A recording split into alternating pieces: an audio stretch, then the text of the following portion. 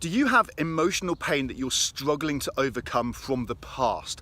Whether that's guilt or regret or even trauma or upsetting memories. This can obviously be a huge source of pain and suffering and struggle for a lot of people, but this can absolutely be completely overcome and resolved. However, the very first step in this process can often be confronting and even triggering for a lot of people. Now, this very first step is not always relevant for everybody, but if it is relevant for you, it's vital that you have the courage and the honesty to acknowledge it, to recognize it, so that you can move to that place of emotional freedom that comes on the other side. Because this is not about blame or finger pointing or make wrong.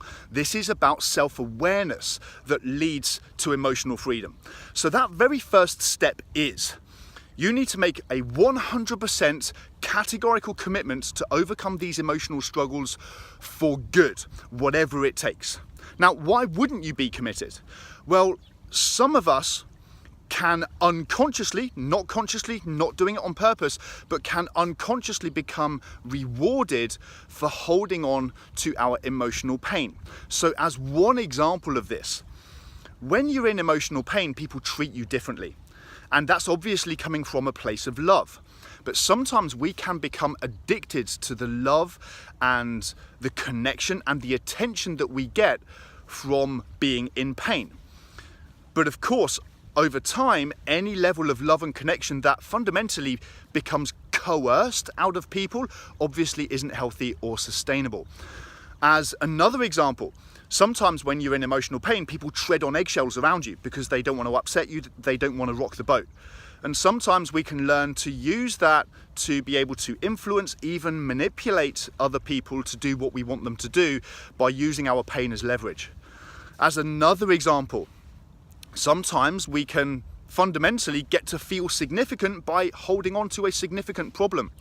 Now, these are just a few examples of the ways that we can become addicted and rewarded for holding on to our emotional pain. But if some of these are relevant for you, it's vital, first of all, once again, you have the courage and the honesty to acknowledge that. But secondly, that you forgive yourself for that as well. Because when you developed these emotional and behavioral habits and responses, you didn't know any better. You were doing the very best you could to survive, because all of us have deep emotional needs that must be met one way or the other. And based on your beliefs that you had at that time in your life, based on what we call your model of the world, your understanding of yourself, your understanding of other people, the limited options that you had, that was the best choice that you had in order to meet those emotional needs. You didn't know any better. But now that you do know better, now you can again acknowledge that, accept it, let it go, forgive yourself because you acknowledge that you didn't know any better.